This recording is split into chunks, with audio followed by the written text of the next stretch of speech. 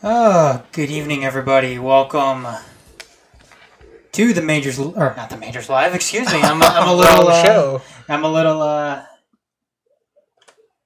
off here because I'm not used to hosting this show. So Yeah. Welcome everybody to Motor City Uncut here on TMSNX Radio, themajors.net. We're also on Facebook Live, Periscope, over at TMSNX Detroit, and our YouTube page, youtube.com/themajorstv. Again, I am Adam Hernandez, and see, I'm trying to do like a million things at once since we've been having all those technical problems tonight. Here on TMSNX Radio. What's that? Is that your phone? Yep. Oh, there we go. See? Problems all over the place tonight. So, Shawn, how you doing? It could be better. At least your laptop works right now. Yeah, that's true. I guess, I guess it's important that my laptop or my computer is the one that works, since it's the one that we're streaming through. That's very true. But anyways, like I said, welcome everybody. Had some problems getting on tonight. As you can see, we're still having problems right now. But hopefully we are getting all of that under control as we continue tonight throughout the show. And like I said, if for some reason we happen to cut out at any point during the show, I apologize. But like I said, we've been having some internet trouble. We've been having Shawn's having problems with his computer, and we are currently right now working on a different night than we normally do. So, right. Shawn, you doing good tonight? I'm doing better now that we got started. Okay, yes. Good. Yeah, me too. Anyways, though, right now I want to start off with our first topic. Well, let's see. What do we have here? See, like I don't even have my rundown up. That's how screwed up. We're a little off track right now. Okay, there's my rundown. I've got my rundown up, Shawn. The title of tonight's show is seriously, fuck this Tigers team. This team right now, where they are we still 5-5 right now? Yeah, it's 5-5 in the seventh. 5-5 in the seventh. They were down. What were they down? 3-0? Yeah, and then they brought it up, tied it 3-3, and then they were down 5-3, and now they tied it back up 5-5. But you know what, Shawn? It doesn't even matter. No, it doesn't. It doesn't, because they are going to lose 2 of 3 to the San Diego Padres. The San Diego Padres, they're going to be losing 2 of 3 to. And they just got off from being swept by the Seattle Mariners. Yeah. And this, Shawn, is coming on the heels of... Well, it's not really coming on the heels, considering when this... I'm going to say an ultimatum was made by the front office that you either start winning in June and you get this turned around, or we're going to start selling pieces. We're going to start selling veterans here. We're going to have a fire sale. It's going to be, it's pretty much going to be everything must go. And the response from them throughout the month of June was falling completely flat on their fucking faces and making it seem like they don't even want to be here. And look, there's certain guys that I'm going to single out. There's been guys in this pitching staff who have come around. I mean, up until today's game, Jordan Zimmerman was actually pitching pretty damn well throughout the month of June. He has. Let's see here. You know what? I'm going to give Anibal Sanchez some props. He came up here. He ate those innings up like what we needed him to do, and he did his job. Look, Anibal Sanchez offered to go down to Toledo, fix whatever it was that was wrong with him, and then make his way back up. Which they called him back up. Now, whatever fans may think about Anibal Sanchez coming up, whatever. But at least he was offering himself to go back down, work on some things, and then get called back up when he was needed. And he pitched well the other night. And he pitched well his first game he came back up. Fulmer pitched well the other night. How many games is he gonna lose 1-0? Seriously.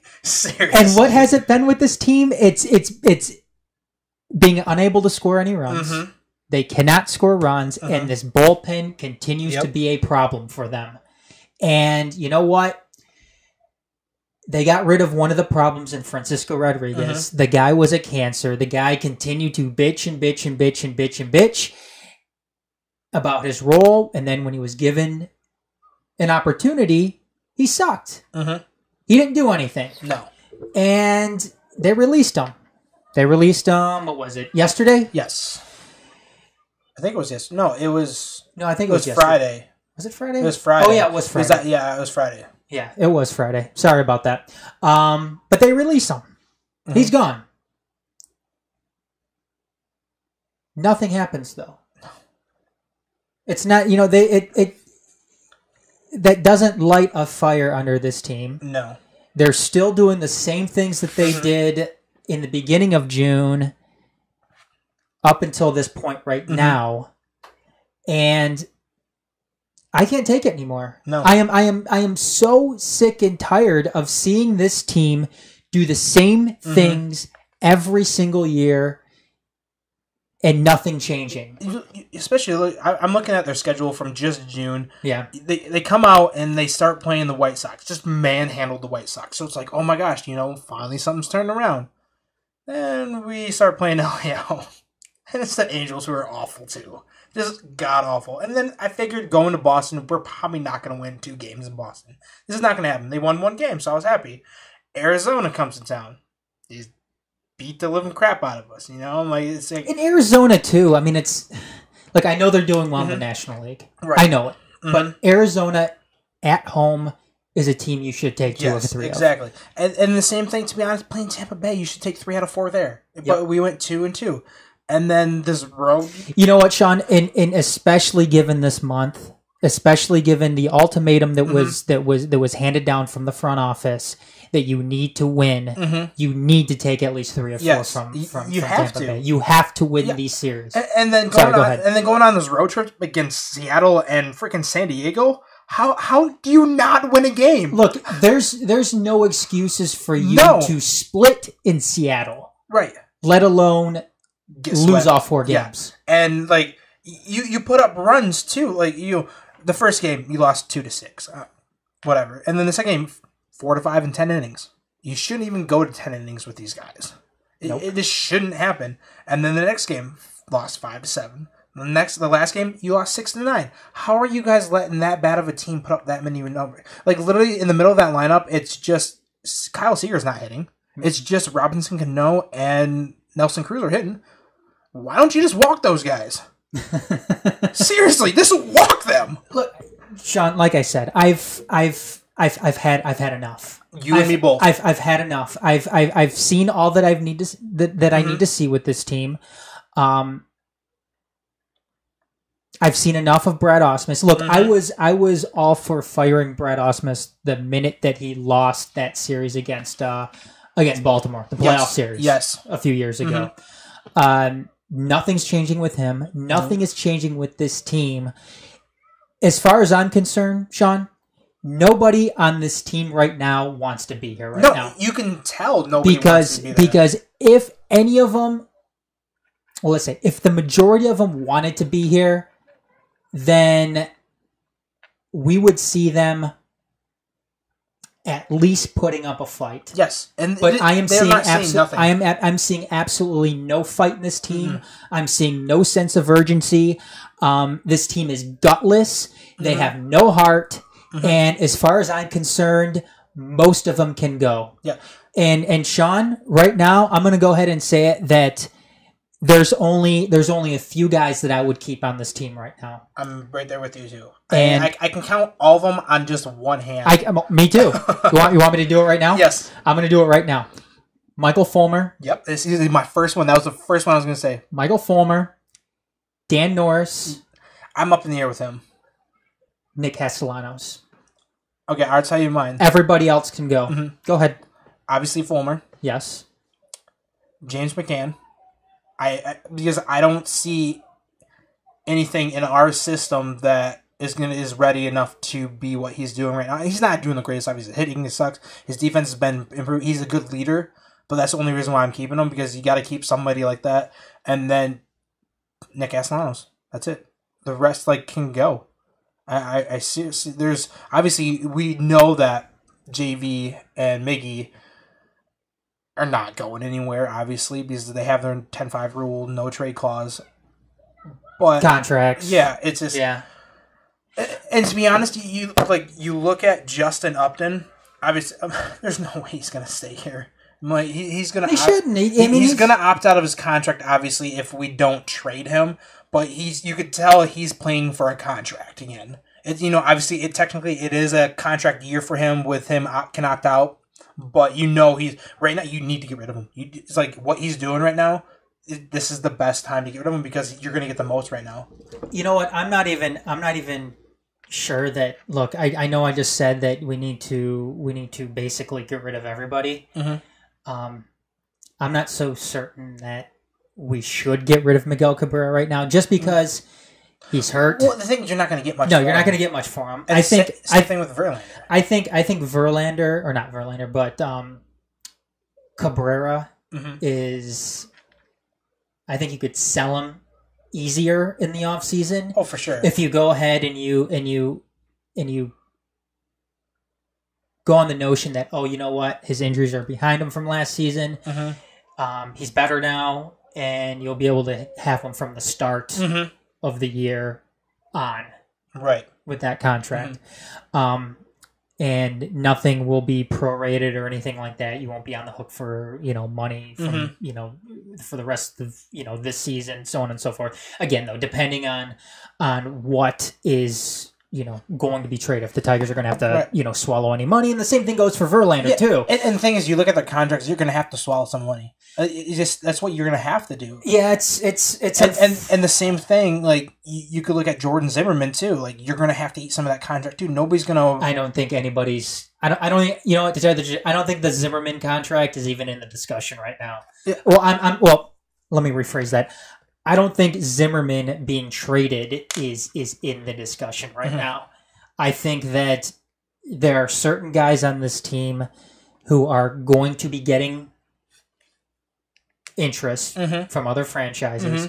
And you can start at the top. You can look at a guy like JD Martinez. You can look at a guy like Ian Kinsler. I think you can look at a guy like Justin Upton.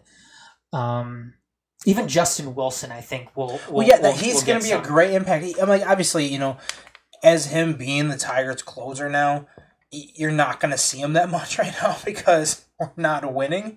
So, people are going to look at him like he's going to be that go-to lefty guy that they need to come out of the bullpen. He's just going to have to be that guy that somebody's going to go pay for, and hopefully we can get something for him. If Alavila is smart enough to get something. I'm like, this is, to be honest, I think this situation right now is going to show us whether or not if Alavila is Alavila. If he's going to be able to do these crazy trade-offs like how, Dombrowski did with David Price, with Jonas Cespedes. All these, obviously those guys, we actually got something for. We're going to see what we can do, what he can do. Is he a GM? Well, because as far as I'm concerned right now, Shawn, his first test of going out and getting guys in the offseason hasn't panned out. No, it failed. It should have happened this offseason. And you know what? I guess, look, if you want to call Justin Upton a win, I don't call him a win at all. I'm not so sure. Well, you can't. I don't think you could really call it a win. I think you're right because they didn't make the playoffs. No, they didn't make the playoffs. He struggled the first year. He's obviously bounced back this year. He's the Justin Upton that we were expecting. But he's potentially in a contract. Right, year, exactly, though. and that's how everybody's always going to play better in the contract. I want to see these guys perform like this when they aren't in a contract. Exactly. Year. Same thing goes for JD Martinez. I want to see how JD Martinez performs when he's not in a contract year. Yeah, and the thing is, these past couple of years has been, arbitration years, so the contract years for him. So he's going to be playing his butt off. And then you say, say we send him to a 3-year deal or whatever, or a team signs him to a 3-year deal. What is he going to do? Is he going to stay healthy? Is he going to hit 30 home runs? Is he going to bat at least 270? what is this guy going to do? Is he going to be able to play right field still? Like, what is it? We're seeing these guys consistently in, contract years, and it's not turning out good. It's not turning out well at all. And it's just more indication they just need to get rid of these guys. Yeah, they have to. And I mean, I'm seeing some stuff come across now as far as, guys that they want to keep. Fulmer and Jose Iglesias. I don't want to keep Jose Iglesias anymore. I mean, he can't hit the ball. Obviously, to be honest, I feel like his defense is going downhill a little bit. You know what? I don't see him making these crazy plays like he did, those first few years that we've had with him and stuff. But, he still has range. He's good on defense or whatever, but he just can't get on base. I'm not totally opposed. Look, if Jose Iglesias was one of the guys that ends up leaving or, ends up being traded, trust me, I'm not going to be losing any sleep over it. But if he does stick around, I'm not going to kill anybody for it just because he's cheap. Right. He's cheap. Was he making like $1 million right now? Yeah, he's not going to cost the team any money. Right. He's not a liability out in the field. Is he in the lineup? Yes. But the thing is Jose Iglesias, his bat right now shouldn't be what's killing this team. No. Everybody knows that Jose Iglesias can't hit for shit. Right. He bats at the bottom of the lineup. And he's supposed to play defense. Yes. And then, obviously, if he gets on base, hopefully he can steal some bags. If he gets us like 15 stolen bases a year, I'm happy with that. He's doing his job correctly, I guess you'd say. But, I would just like to see him get on bases a little bit more. Yeah. No, that's fair. But... like I said, as far as everybody else goes, I really don't care. And you know what, Sean? This is further an indictment on who Brad Ausmus is as a manager. And quite frankly, if Brad Ausmus isn't gone by this time tomorrow, I really don't know what to think. I really don't know what to think of Al Avila. I really don't know what to think of the ownership. Right. It's Chris Ilitch in particular, obviously, because he's the controlling guy now. But what are Tigers fans really, like I said, supposed to think about any of that? I mean, either way, it doesn't matter. We got Rondon on the mound now. I've been noticing that. I can't see the score. Is it still 5-5? It's 5-5, one man on and one out. 2-2 in the count. But what are Tigers fans supposed to think of any of this? If Brad Ausmus is still the manager by 3 p.m. tomorrow. If there are any type of fans like what we are, if they're not those normal fans like, we need to trade, all the whole entire team or whatever, the stupid ones. If they're normal fans just like us, they should be furious tomorrow if by this time if Ausmus is still our manager. Well, again, I mean, if the casual fan who likes to go down to Comerica Park and get those big blue drinks and walk around and watch the fireworks, then fine, whatever. But the people that pay attention to this, that care about the team, that want to see them win. Yeah, I mean, Brad Ausmus still being here at 3 p.m. tomorrow is going to... What happened? I think he struck him out. Did he? Oh, struck him out, throw him out? Struck him out, throw him out. There we go. See, right there, Jason McCann, why can't you do that every single day? That was beautiful. You just threw him out from your knees. It was a perfect throw. That was Pudge-like, man. Why doesn't he do that every single day? Oh, my gosh. That's what frustrates me, but that's why I want to keep him, because I see that, and it's like, what are you doing? I'll tell you what. James McCann is another one that if they keep around, it's not gonna bug me. No, I'm gonna be kind of upset, I guess I would say, because I do like James McCann. I see all his potential with this kid, but it's just, to me, honestly, it kind of right there reflects to me on leadership above him, not working with him to make him better than what he is. And that's what kind of bothers me with the whole Ausmus thing. Well, there's plenty that bothers me about the Ausmus thing, and it all boils down to the team just not having a sense of urgency the team not playing like they want to be here, the team playing like, they're heartless and gutless. I think that all goes back to the manager in a lot of sense. Brad Ausmus said something to the media the other day that there's only so much the manager can do, which in a way he's right. The players are the ones that go out on the field and ultimately play. But your enthusiasm to get them going out in the field is a huge part of it. Exactly. And the thing is this team is when you're going out there, when you're not scoring any runs, when you're not giving your starters any support whatsoever, and when the bullpen goes out there and they constantly are just... They're just continuing to bring this team down, in part.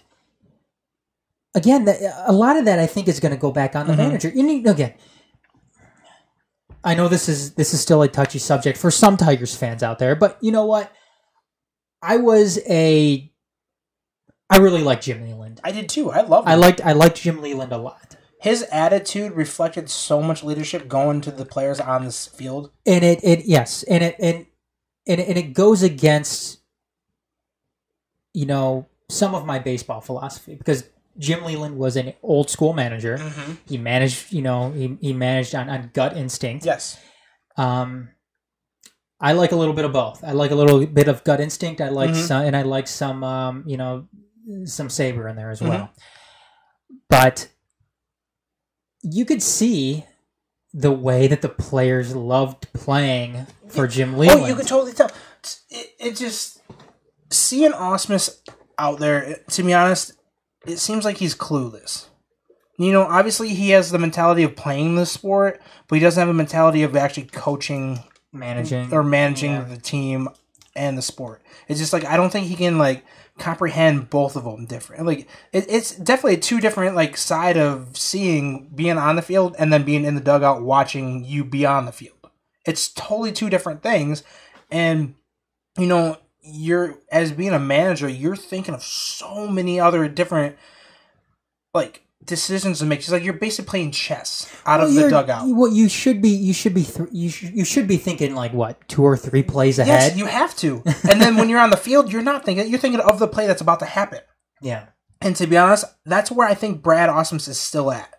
He's still thinking he's behind the plate, and he's playing thinking of the play that's just about to happen instead of thinking, what are we going to do a couple plays ahead?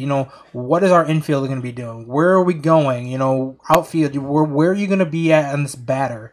I don't think he can comprehend that. I think there's more to it that we're not seeing. I feel like Omar Vizquel and, you can say Gene Lamont or all those guys are having more of an impact on Brad Ausmus because Brad Ausmus is not getting the job done. Well, that's the thing is if Gene Lamont or Omar Vizquel aren't the manager tomorrow, then I said, there's going to be a lot of questions surrounding what the front office and what ownership is ultimately thinking. Yes.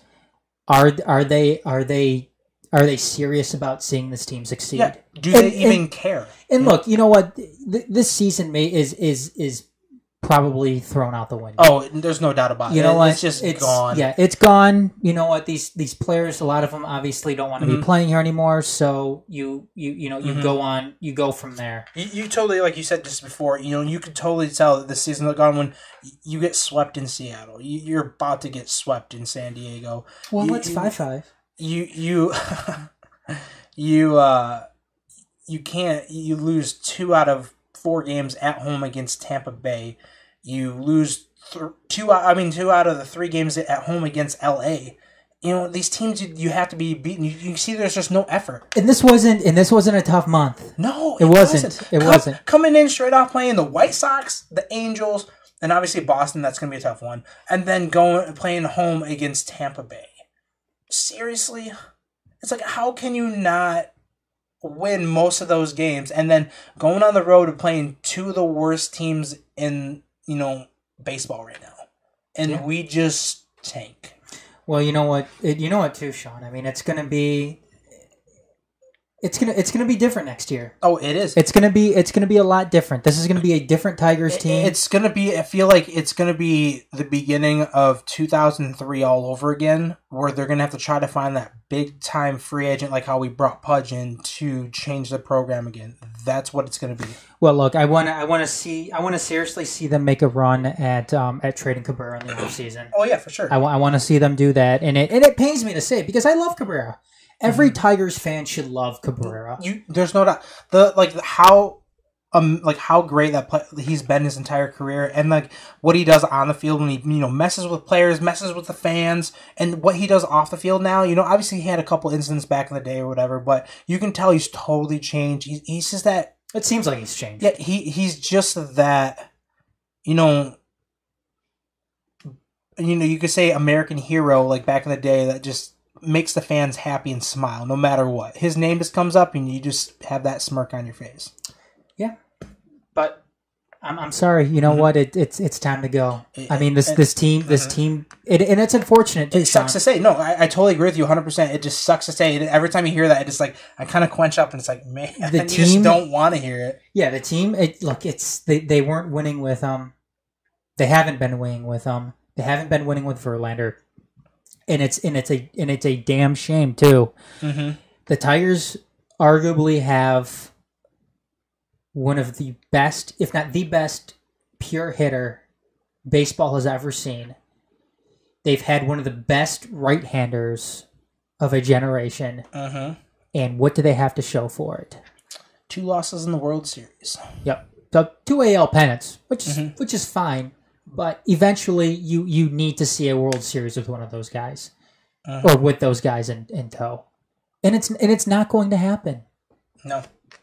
Unless ownership, and we haven't seen that yet. We haven't seen any commitment to that of tearing down and immediately rebuilding with just money once again being thrown at the situation. But again, I don't think that's going to happen. Mm-mm. Nor do I think you have the pieces to go out and make something like that happen via trade. No, I just you don't have the pieces to go out and do that. And again, like I said, Ausmus has to be gone tomorrow. Ausmus has to be gone after this game. Yeah, to be honest, if he is not on a separate plane leaving from San Diego to come back home within an hour after this game, we're going to have questions like you were saying. Like, is the front office actually doing their job? Is, the ownership, do they even care now? But like I said though, the next year is going to be vastly different, Sean. Mm-hmm. Dorf and I were actually talking about this. I don't know if it was last week or the week prior, in terms of what their lineup could look like. If Miguel Cabrera is still there, which more than likely he will. Uh-huh. This is what needs to happen. I say they bring back Avila. Mm-hmm. Alex Avila, bring him back. He's your new first baseman. Yes. You write a check to Victor Martinez to go away. Yes. Dixon Machado is your new second baseman. Yes.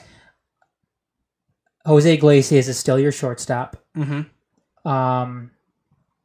Nick Castellanos is your third baseman. Yep. Miguel Cabrera is your DH. Yes.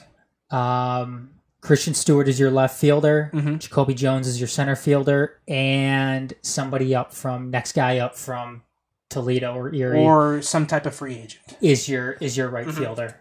That's it. Mm-hmm. That's going to be the lineup. Did you say who is behind the plate? Did you say James McCann? James McCann. Okay. Yeah. James McCann's behind the plate. Now, what do you think about starting rotation? Well, you're going to have Fulmer. You're going to have Daniel Norris. Matt Boyd may be back up there again. Zimmerman is going to be there because they're not going to be able to unload that contract. Mm-hmm. And then, what do you think about Verlander? Like, is Verlander? You know what? I think Verlander's contract is actually tradable. Yes. They're going to have to eat money, and right. I know John Morosi mentioned something about that this past week that they're not going to be able to trade him unless unless the Tigers are going to eat a large portion of that salary. Mm-hmm. Now, it doesn't look like Chris Ilitch is willing to do something like that. Because if Chris Ilitch was willing to do something like that, Sean, then Brad Ausmus would have been gone last year. Yes. So, as far as I'm concerned, Justin Verlander is probably still going to... He's still going to be a member of the Tigers next season. Other than that, though, I'm guessing that's the lineup. Yeah, yes. And I think the Tigers just took the lead. Did they? Yeah. Let's see. I'm pretty sure he's scored. Would you take Matuk back? I guess why not? Oh, right? 7-5. Oh man. No, I'm like I would. To be honest, do it if. Why not? Yeah, that's the thing. I'm like, it's your team's just gonna be full of scrubs again. You know, I'm like it's rebuild mode. That's the thing. Like basically, how I see it, we're just waiting out Verlander and Cabrera's contract if we can't get them. But you see, yeah, Matuk singled to right, Kinsler and Upton scored, and Matuk was thrown out at second. That's the part. But again, though, we're not. Look, if they're and this is why you're ultimately playing for next year. You're playing for next year to bring in these new pieces because who knows what they're going to have if based on who they get in return for a JD Martinez or an Ian Kinsler or a Justin Wilson or a Justin Upton. Yeah. You can get guys in return who have the potential they can go out and help you next season. Now, Shawn, this is something that Dorf brought up a couple of weeks ago, and I saw this come across, when I was, surfing the web. I saw this actually on Bless You Boys. I'm not a big fan of Bless You Boys, but JD Martinez for Jack Peterson and somebody else. To be honest, I would love Jack Peterson. So Jack Peterson. Dorf and I actually were talking about that the other day. So Jack Peterson is your right fielder. Or center fielder? Or center fielder. I would love that. I'm like, he's what, 24, maybe 25? And he has a shit ton of power out of that bat. But he has no batting average, but I will take that because he's young and he's cheap still. I would love that. I would.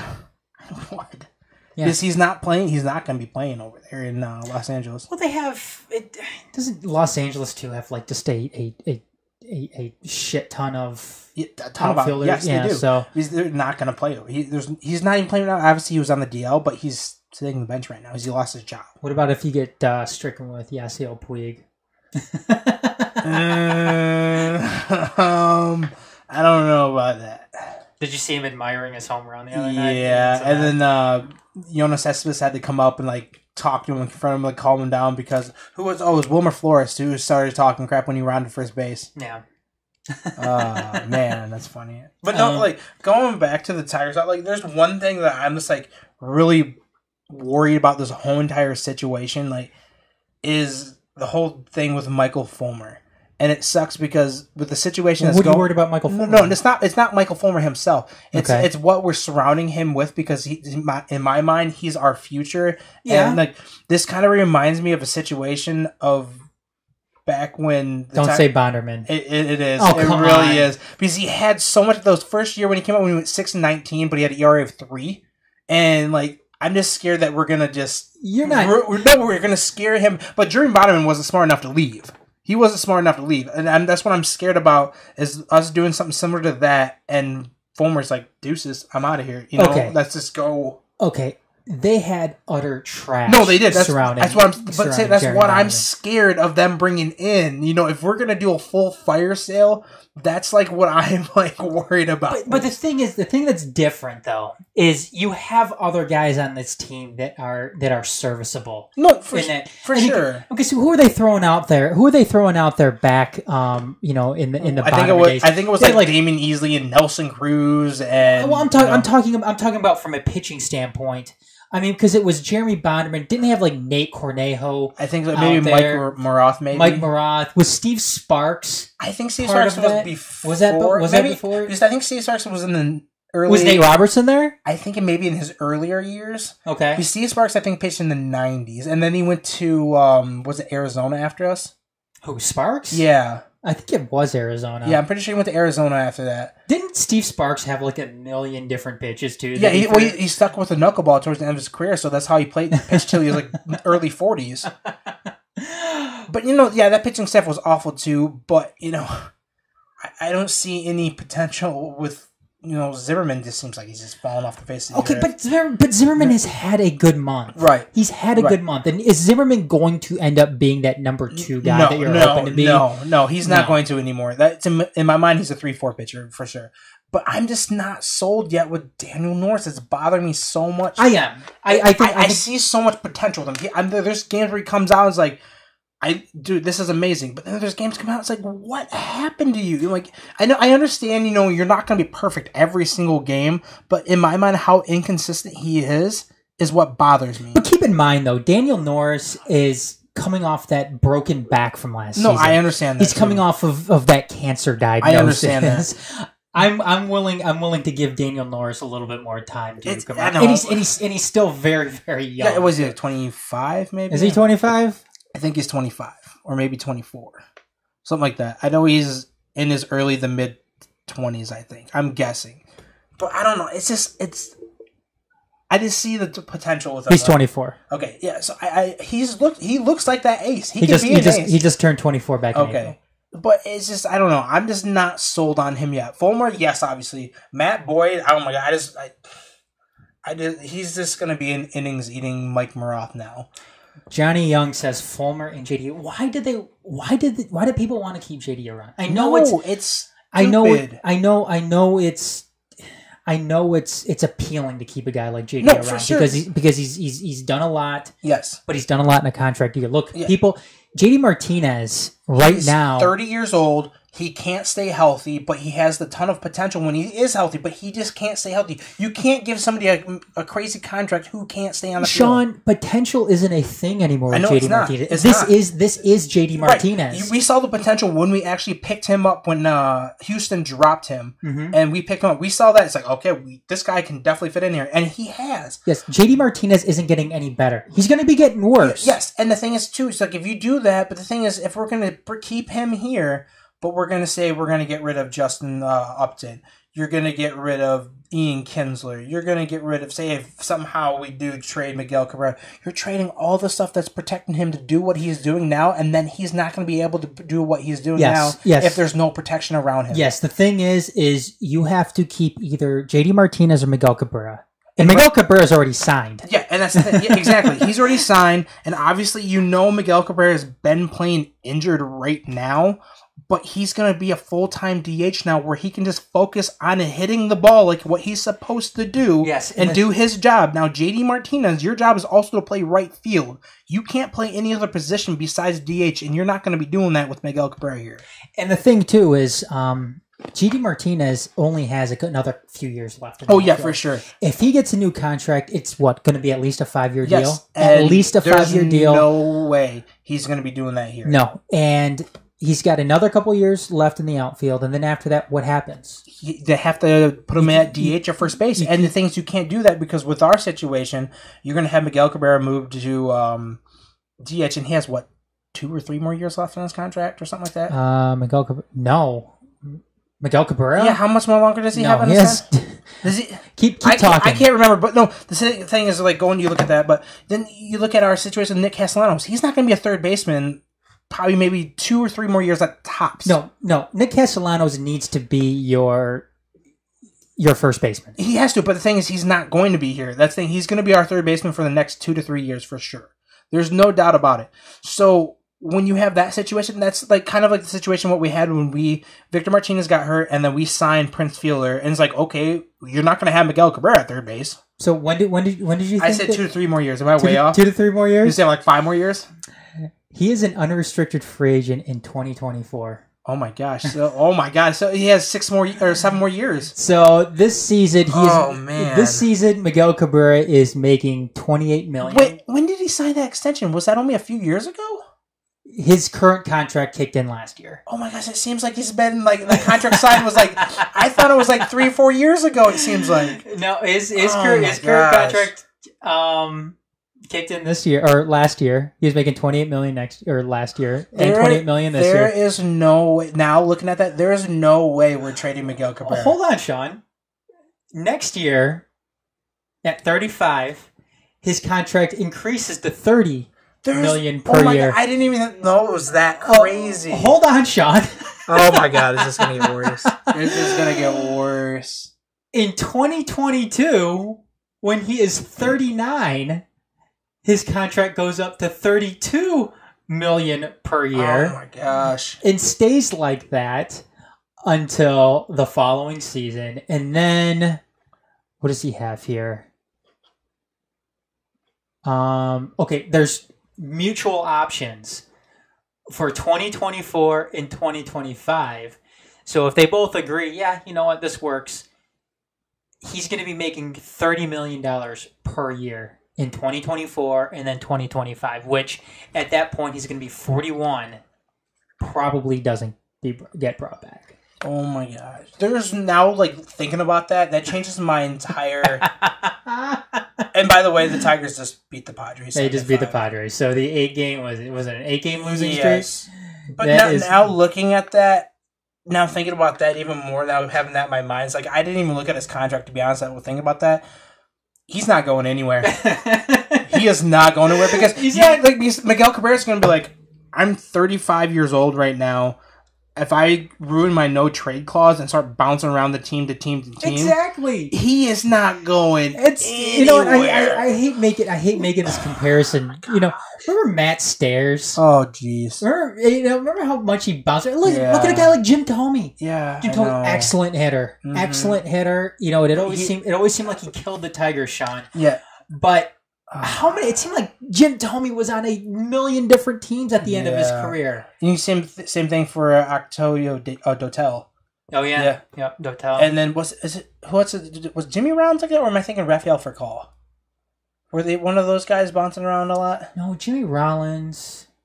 Didn't Jimmy Rollins go to the Dodgers? Towards the end of his career, I think. I can't remember off the top of my head. But, like, oh my gosh, now thinking about that. And the same thing, like, what's Verlander's like? Is it the same, similar? I think Verlander's I think he becomes a free agent in 2020. Let me double check. Now, like, oh my god, my mind's just all twisted around after hearing that. Yeah, there's no way. And that's the thing, that's seeing that contract, you have to get rid of JD Martinez. There's no doubt about it. You just have to. Yeah, Justin Verlander has a vested option for 2020 at $22 million. So he signed obviously throughout this season, 2 more years. Next season, then 2019, and then at the age of 37, he can become an unrestricted free agent. So, and that vested option comes in, that kicks in if he's top 5 of Cy Young voting in 2019. Yeah, that's not going to happen. So, yeah, he's probably going to be a free agent after 2019. So we're basically stuck with Verlander and Cabrera, obviously, to the end of their contract. Look, you know what? Verlander's contract is tradable. Yeah, but the thing is like, he has the 10-5 rule too. He's not going to want to go anywhere. Unless it's to say, for example, like LA or maybe New York, or you could even say Boston. You know, those big teams that are actually going to go to the playoffs right now. I'm trying to think about, Houston wouldn't pick up a contract like that. But even after the season, though, there's a chance, even if he gets traded this season or even this offseason, he's going to play out. I mean, he's going to be a free agent by 2020 anyway. So he would only be seeing 2 years of his 10-5 be wiped out, where he could be bouncing around to a couple of different teams. After that. But the thing is, like, the way he's pitching right now is like, how are we going to get somebody to want to take that contract? Oh, I don't think that's the thing, is you're going to have to eat a ton of money and you're not going to be able to get as much as you you possibly can. And the thing is, hopefully they can take a lot of the money, eat it this year, or maybe just a little bit next year, because who knows? It's tough, man. It is. Anyways, though, let's go ahead and do a little Would You Rather this week. Sean, would you rather say that Brad Ausmus gets fired tomorrow or after the non-waiver deadline? Tomorrow. You think it's really going to happen tomorrow? No. I'm like, I don't think it's tomorrow. Like we were saying, we want it to happen tomorrow, but I don't see it happening tomorrow. You don't see it happening? No, and that's what's going to bother me.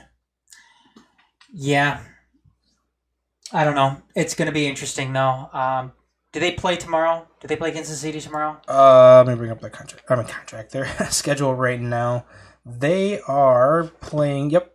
No, they have tomorrow off. They play Tuesday at 7 at home against Kansas City. So tomorrow's the day then? Yeah, they have an off day. They need to get rid of it. Have the off day, yep. Even with this win right now. Oh, this win is meaningless. Yeah, exactly. They're gonna be a few games at least under 500 if they because where are we at? We're June 25th right now. Yeah. So they've got a 3-game set against Kansas City, and then one against Cleveland to finish out the month. So yeah, they're going to be under 500 either way. Yeah. It doesn't matter. Yeah. I'm going to go ahead and say he gets fired tomorrow. I'd much rather have him get fired tomorrow. Yeah, it'd be perfect time. But then it's an off day. You know, the players can reflect on it for a day, then go back in home and play against Kansas City, and hopefully we can take them. You know, hopefully, who knows if just getting rid of Osmus, maybe twist everything around, and the guys be like, oh, let's start playing. You know. Yep. I'll ask myself this one, Shawn. I've looked at this stuff. I don't know nothing about this. do you have it up in front of you right now? His name. The rundown? No, yeah, I do have the rundown. Yeah, okay. I know the rundown, but here I'm gonna bring it back up again. I was looking up the information on the player. Okay, Michael Rasmussen. Yeah. Okay, ask me the next question. Who makes the bigger impact first between the Red Wings and Pistons first round draft picks? So who would I rather say makes the biggest impact between the Red Wings and the Pistons' first-round draft picks? Well, Shawn. Well, you already know I'm going to go with because I don't know nothing about the other guy. I've been doing research, and I'm like, I still don't even know who you are. Let's see. Michael Rasmussen. NHL-ready size. Good in the defensive zone. Plays center. Yes. It's like the Red Wings, though. Will he be up there playing when we start the season, or is he going to be in Grand Rapids? No, actually, he won't be. And I'm sorry, his defense needs work. I was thinking about somebody else. Okay. No, his defense needs work. He is very strong, good reach, won't get taken off the puck very easily. How old is he? He's smart. Oh, I'm not quite sure. Let me see. Not quite sure. But he's like I said, he has NHL ready size, which is a big thing, and it's something that the Red Wings were going for, throughout the entirety of this draft almost, except at the end when they drafted, I think it was Brady Gilmore, who is probably my size. He's 18 years old. 18 years old, yeah. He still has some time, to get situated, and like I said, he's going to need to work on his defense before he comes up here. With that said, the thing with Luke Kennard is there's no indication whether or not Contavious Caldwell-Pope is coming back. It seems like he may not be coming back based on who they drafted. Now, if they do bring him back, I think it's probably in the Pistons' best interest if they bring back KCP, depending on what he's looking for. But the thing is, he's looking for a max. He's probably looking for a max deal, and if that's the case, then you let him walk. Yes. And if that's the case, then Luke Kennard is going to be inserted into the starting lineup. What I like about Luke Kennard is that we did talk about this before the show too. He played at Duke. That's a very good college basketball program. You know what? Save that. Okay. We'll save that for for the next segment here. All right. But as far as who I'd rather say makes a bigger impact their first season, I'm going to go ahead and go with Luke Kennard because I don't think Michael Rasmussen is going to sniff the NHL in his first season. And how rare it is to see an 18-year-old up there. That's the other thing too. I mean, the Red Wings saw it. I think Dylan Larkin, I think it was 19 when he made his way up to Detroit, and that was an anomaly considering the Red Wings just don't do things like that. A lot of other teams don't do a lot of things like that either. But I thought Dylan Larkin was much more refined. He was much more polished as a player upon his arrival to Detroit. Rasmussen, I think, is going to have a good NHL career. I think he's gonna definitely be an asset for the Wings. But as far as again who makes that impact right off of the bat, it has to be Luke Kennard. And that just goes back to who's playing in front of him and what this team actually needs right now, which is a perimeter shooter, which is exactly what he is. Shawn, would you rather give Matthew Stafford a huge contract extension? Yes. Okay. First of all, you're not going to get anything better. Matthew Stafford, obviously, he's been in the league for going on 10 years now, isn't it? I think he was drafted. Was it 2009 he was drafted? Okay, so 9 years now. He's still he's still kind of young considering how long he's been in the league. That's what I'm saying. He's still young. Obviously, he's shown to stay healthy all these years since what did he break his collarbone or something like that in his rookie season or something like that? Oh my God, he's had a ton of different injuries. But he's been able to stay healthy. He's 29. Yeah, so I'm saying you have to give him an extension. You're not going to get anything better than him, to be honest. Because if you do that, you're just rebuilding. You bring all these players in to play around him. You just have to. You basically got to sit down and tell Matthew Stafford, like, you need to be the guy that needs to start creating these players. I'm like, we're giving you the potential, but you got to, do your job. Obviously Golden Tate's not going to be Golden. Golden Tate, the only reason why he was good that year is because of Calvin Johnson. Golden Tate is Golden Tate. That's all what you're going to get. Marvin Jones, same thing. You have all these younger guys. Like, you need to have him create. Obviously, I was like, we gave you an offensive line now. Do your job. You give him the extension. You put all this money into it. You have to. I would for everything you just said. Yes. The Lions can afford to go and rebuild, which is what they would actually be doing if they go out and they sign. Or if they get rid of Matthew Stafford and go in a different direction with their quarterback. If they go out and, they draft another quarterback after this season. It's just not in the cards for them. No.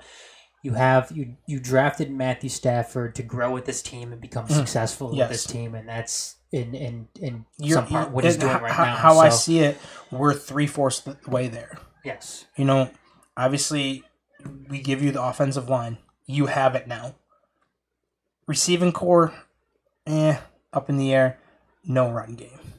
That's a major thing for we need that run game. Well, we have tools there to do it and help Stafford out, but it's just to me it's not the right tools. The thing about this year too is it sucks that Taylor Decker may be out for the entire season. That does hurt. But still, we did trade for who's that guy we traded?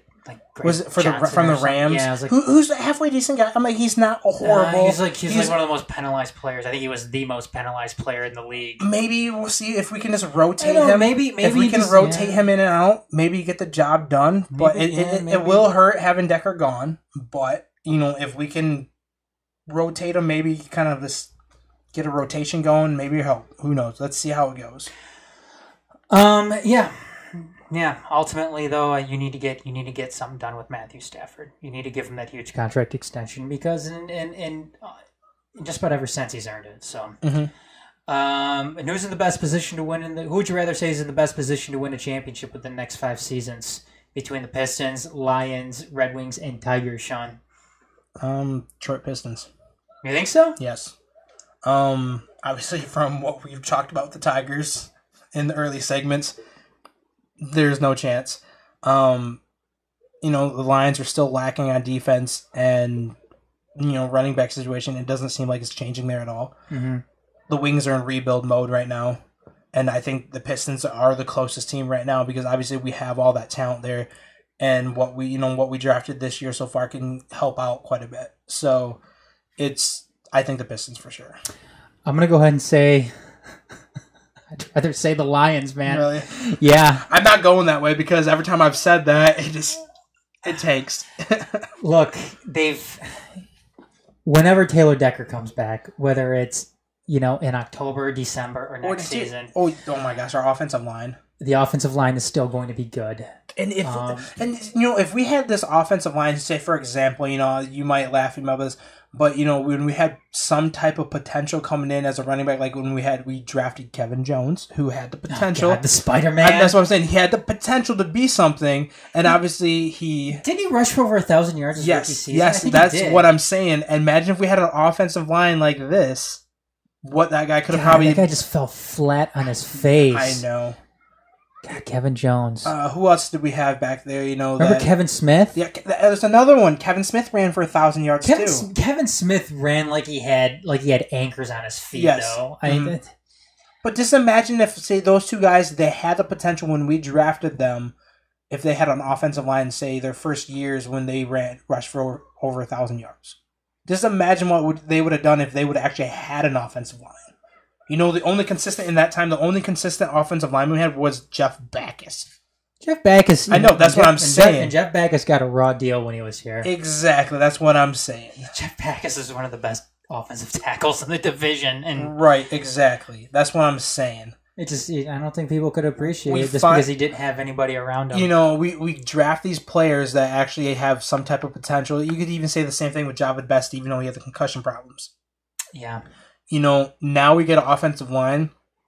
We have Amir Medulla. I'm not sold whatsoever on. Theo Riddick is not a natural running back. And then you have Zach Zenner. It's like a flip-flop. It's like, what are we doing? That's why I wish they would have went out and signed LeGarrette Blount. You know, I would have loved for them to go out and get LeGarrette Blount. I don't understand why we didn't. Yeah. He rushed for 18 touchdowns with Tom Brady throwing for 30 some odd touchdowns. Why the hell? And did he even break like 1,200 yards last year? And you know what? If the Lions needed anything too on the offense, it was a guy that can get between the tackles, especially in goal line situations. And throw that power, throw his weight into the players. You know who their goal line running back was last year? Zach Zenner. Was it? No, was. I thought it was a Theo Riddick. Oh yeah, it was up in the air. I didn't even know exactly who. No, you can't give it to Abdullah. He's gonna fumble the first chance he gets. So. And then Zach Zenner, he just runs so stiff up. If you don't know if he's gonna crack his sternum or just break his back again. All right, Sean. Since we are way over right now, let's go ahead. Let's go ahead and get to. Is everyone freaking out about Luke Kennard? Because I don't know why. A lot of people are saying that the Pistons are drafting 12 and 11 prospect draft. And the players that were going to have a big impact were already taken at the time. And I could see something like that happening. Mm-hmm. The thing is, though, Sean, is Luke Kennard is arguably one of the best shooters in the country. Yes. He came from a program like Duke, who obviously, knows what they're doing. Created their own reputation. Mm-hmm. Duke is one of the best basketball programs, obviously in the country. Mm-hmm. What are people freaking out about here? The guy can't play defense. Okay. If that's what we're resting everything on, then fine. Mm-hmm. The guy can't play defense. You know what? He can be taught defense in a sense. That's part of making that transition to the NBA. Then is learning to play defense. Yes, and he's young. This is what obviously what he was taught in college to come up here, and this is where these guys need to pay attention to seeing these NBA stars, see what they do, make themselves better. Well, the thing is, it's not like they're going and drafting, trading for James Harden 3 years from now. Mm-hmm. A guy who just refuses to play defense. I mean, I'm fine with this. Mm-hmm. The Pistons were one of the worst shooting teams in the league last year. I think they were like 22nd as far as shooting goes. Mm-hmm. They needed a shooter. They got a shooter, one of the best shooters in the country, from a very good program, from, Coach K, who knows what he's doing at the college level, knows what he's doing as far as getting kids to the NBA.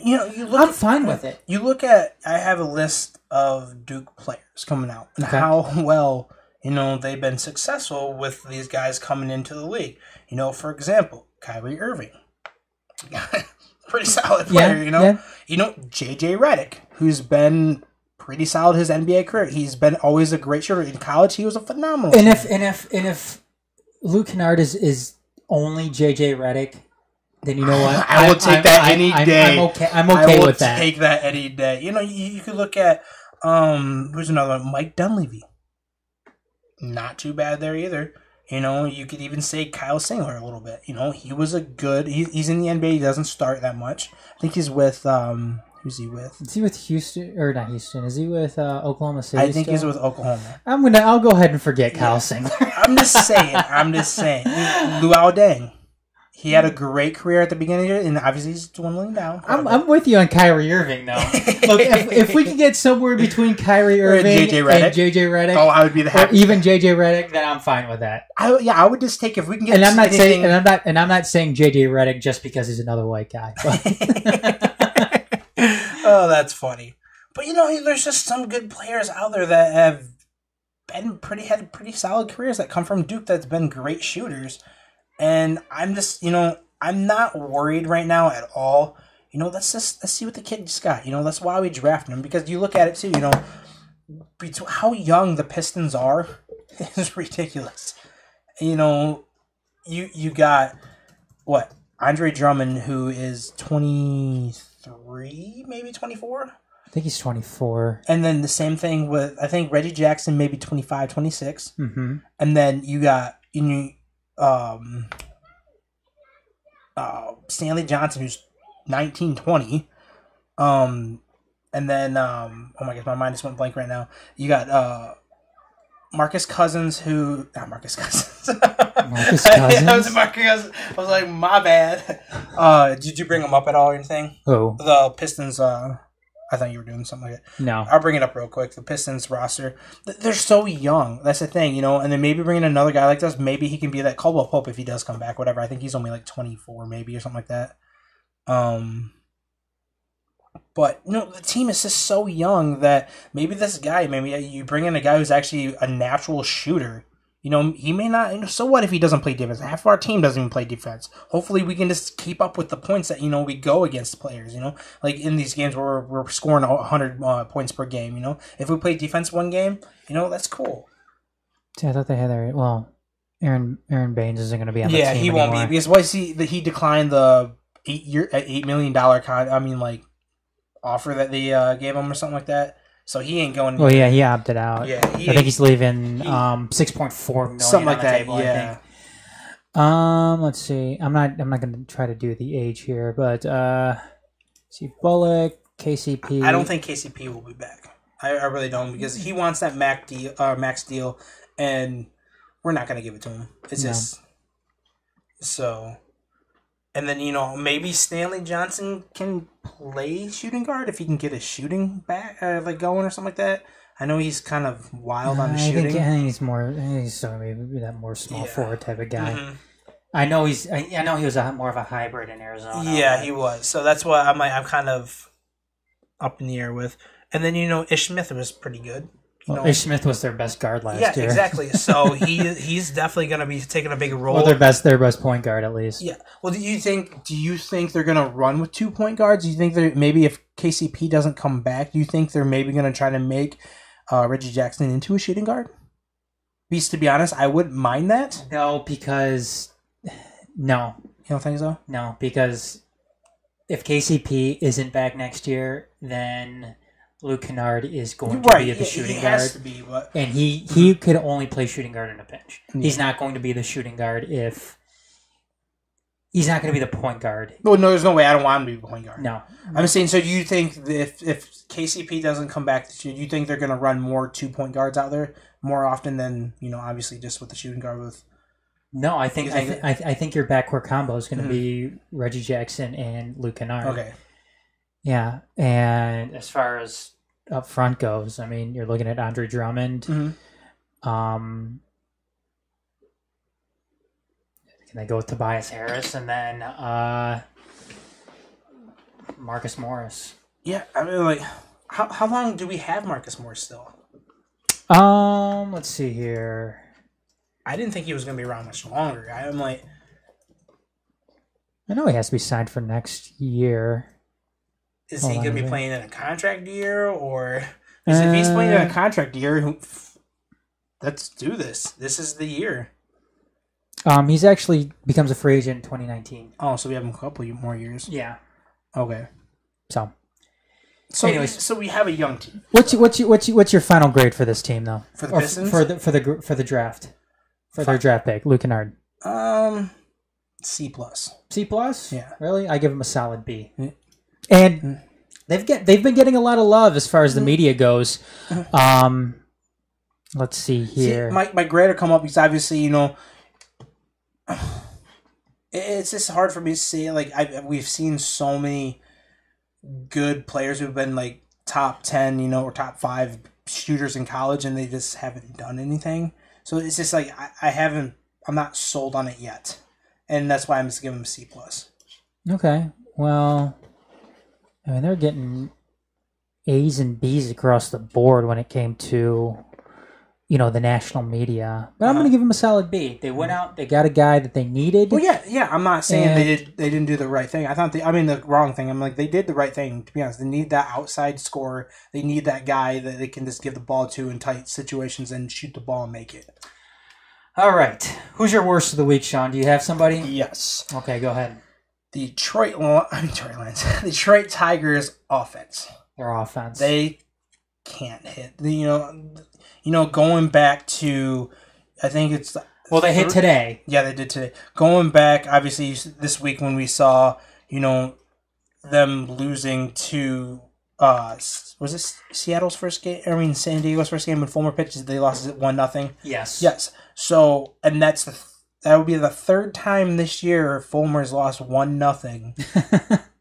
And the offense has not done anything. So that is my worst of the week because that bothers me so much because the potential, when you have a Michael Fulmer going out there pitching full, complete games, and you're having 3 hits.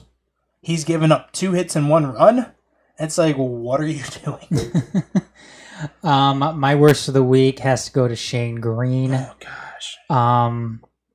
Let me go ahead and bring up, I don't think he saw anything today. No, he didn't pitch at all today. But yesterday, he gave up. It was awful. He lasted 1/3 of an inning, gave up 2 hits, 4 runs, all of those earned on 2 walks as well. Let's see, I think the game prior to that as well. He gave up a lot.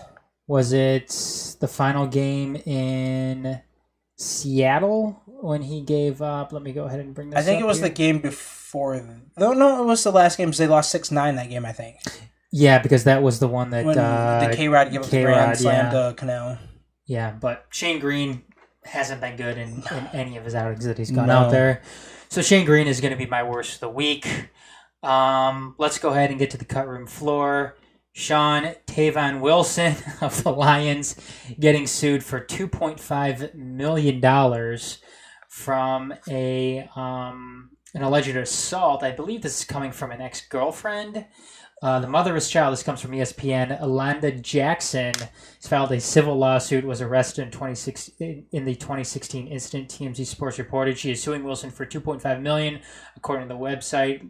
Wilson's attorney said Saturday morning the allegations in the civil suit against his client are false, and they have video proof to back that claim up. The allegations against Tavon Wilson are apparently demonstrably false. Wilson's attorney told Mark Shamel of ESPN, "We've already had one trial where Miss Jackson was found to be not telling the truth, and we have a video of that incident that makes it clear that she is the one that committed the crime. She committed the crime of assault against Simone Leach, and Tavon Wilson was a witness."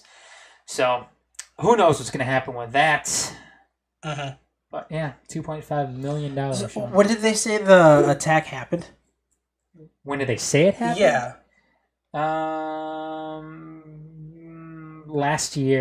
Sometime last year in Washington, he's accused of striking the mother of his child. So if it comes out actually if it happened, do you think he plays for the Lions next year? I don't know. Yeah. Don't know. Let's see. Kentavious Caldwell-Pope will be suspended 2 games for his OWI back in March. He actually pled guilty to the OWI, which the NBA stepped in and said he's going to be suspended for the first 2 eligible games he plays next season, whether that's with the Pistons or somebody else.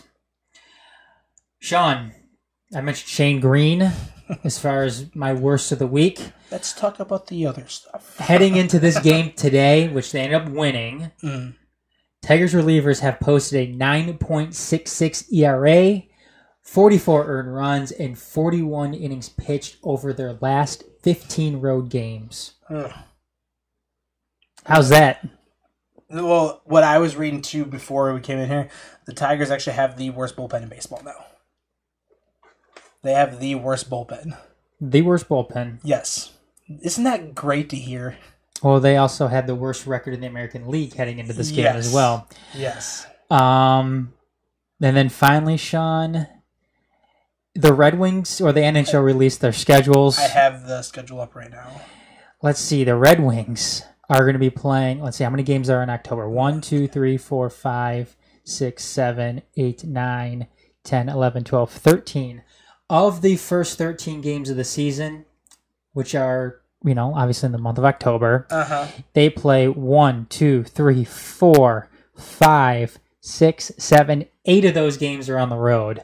That includes a 4-game road trip after the first game of the season, which opens up at home against Minnesota. So they go on the road to Ottawa, Dallas, Arizona, and then in Vegas, come back home to play Tampa Bay, go back on the road to play Toronto, come back home to play Washington, Vancouver, then are on the road for the next 3 games in Buffalo, Tampa Bay, and Florida, and then finish out the month at home against Arizona. So it's going to be a tough go-around for the Red Wings to start the season. Yes. Anyways. But they get that nice new arena, though. That's true. That is very true. And is it true that are the Pistons going to be playing there? What's that whole deal, real quick? Well, it looks 2 individuals have filed a lawsuit saying that the public funds to fund the Pistons heading down there because they're over budget than what they originally said. Because since the Pistons are moving there, they had to make some adjustments to the arena, so they could, they put in another locker room for the Pistons and do what they need to do to, turn that into an NBA court from an NHL rink. The NBA Board of Governors haven't approved the Pistons moving downtown yet. That's going to happen maybe July 1st. Okay, I was going to say it's coming up soon. I know it's the first week in July. Okay. But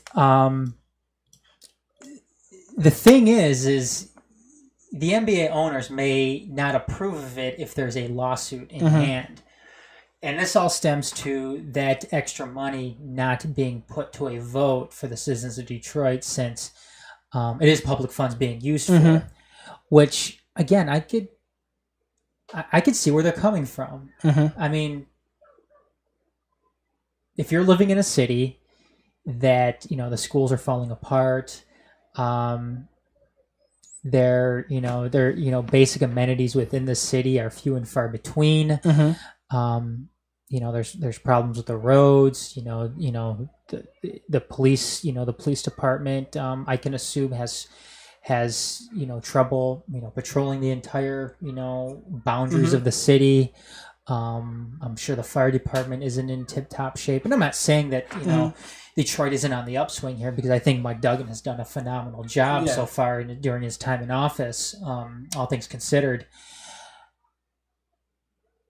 Is it wise for this money to be going towards the Pistons moving from a arena in Auburn Hills that was built in 1989 that is still pretty phenomenal, and they just updated. I think they put like almost $1 billion in it the past 2 years or something. Doesn't make sense to reallocate that public money to the Pistons moving to this arena.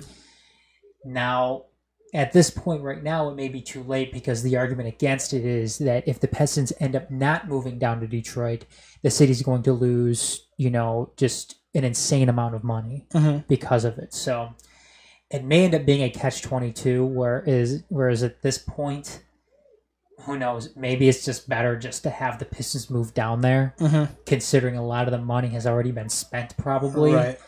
But it just goes to show that in a lot of sense, the city itself with the city council and everything is, their head just still may not be in the right place when it comes to, spending wisely. Right.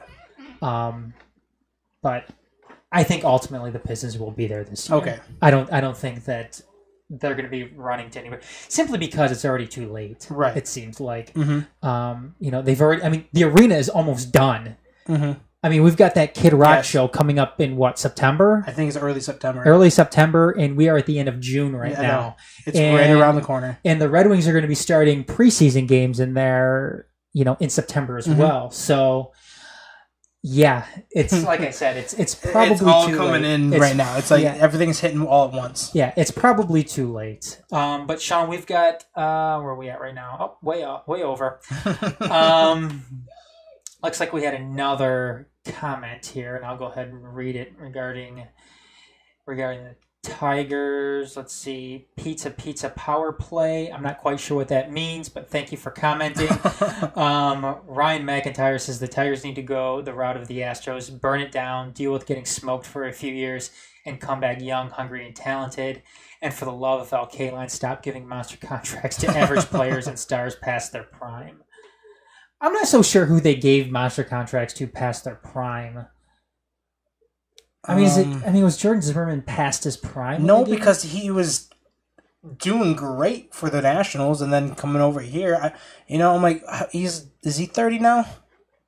So he's just hitting his prime. To be honest, I think he's just my age or just a year younger, or maybe he's a year older. I know he's around my age, so he's just like 30 years old.